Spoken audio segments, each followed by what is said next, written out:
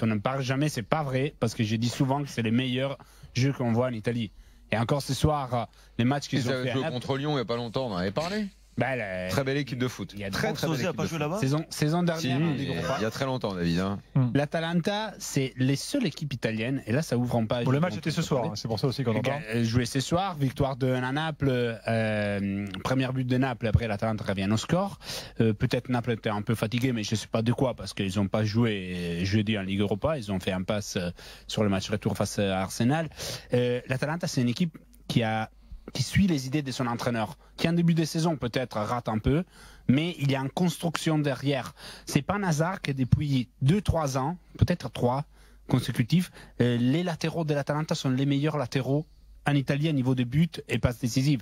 C'est parce que les jeux de Gasperini, c'est vraiment quelque chose de propositif, des joueurs qui vont vers l'avant. C'est l'équipe qu'en Italie, on fait plus de comparaison avec l'Ajax. C'est pas un hasard que c'est l'équipe qui a détruit la Juve en Coupe d'Italie 3-0, la Juve avec Cristiano, qu'il avait mis en énorme difficulté en championnat à la Juventus. C'est une équipe qui fait du jeu, qui a de l'intensité. C'est une équipe qui joue bien, qui a un plaisir à regarder. Et aujourd'hui, elle est 4e à égalité des points avec Milan. J'espère vraiment de l'avoir au moins en Ligue Europa, parce que ça fait du bien au foot. On l'avait vu l'année dernière. On l'avait vu.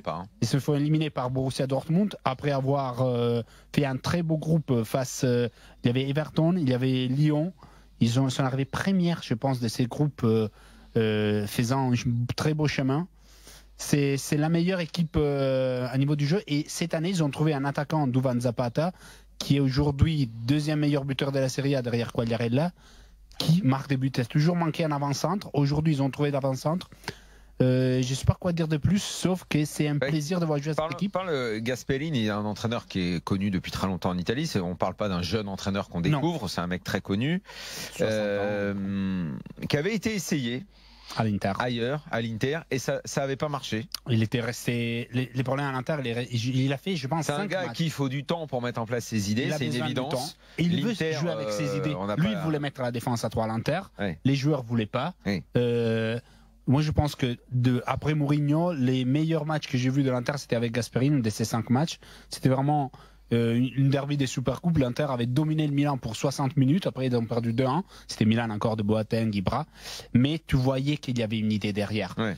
Aujourd'hui, hier, il y avait un bel entretien d'Arrigo Sacchi sur le Corriere dello Sport. Et une chose qu'il disait, c'était les équipes italiennes jouent jamais avec les gardiennes et tous les défenseurs qui font le jeu. L'Atalanta et Gasperini, qui joue à 3 derrière, c'est un 3-4-3, 3-4-1-2, joue avec les 3 défenseurs qui tous les 3 font du jeu. Enfin, tout le monde participe au jeu, c'est ça l'idée. Tout le monde participe au jeu. Dont parlait Sacchi dans l'interview. Ils ont la possibilité d'être toujours en surnombre. Aujourd'hui, attaquer Naples avec 7 hommes dans la surface, et c'est pas un hasard qu'ils ont, à niveau de rythme, ils ont tenu, ils ont détruit à petit les murs de Napoli, ils ont gagné logiquement, et j'espère vraiment de le voir aller loin. Et donc, il est réapparu à travers la performance de Gasperini et le débat que tu m'as envoyé ce matin, interview de Sacchi qui est souvent un peu isolé en Italie contre la culture du résultat. À chaque fois qu'il parle, il est un peu. Là, en l'occurrence, il y a d'autres gros noms qui ont la culture du résultat. C'est pas c'est ça contre le reste du monde. Tu fais une transition pour l'avis de Simone du soir là. Oui. Ah, tu voulais faire l'avis là-dessus? Ok. Non, parce que Capello, évidemment, est dans la boutique d'en face. Et en Italie, le problème, c'est qu'il y a, comme tu dis, des noms et des mecs qui ont gagné énormément et qui sont dans le camp d'en face. Et souvent, Sacchi est un peu seul. Enfin, Gasperini avec lui, Sarri, il y a plein d'entraîneurs qui sont avec lui. Mais bon. Sacchi, dans cette entretien, disait c'est une erreur mortelle d'avoir fait partir un entraîneur comme Sarri dehors de l'Italie, parce que lui, c'était quelque chose de différent.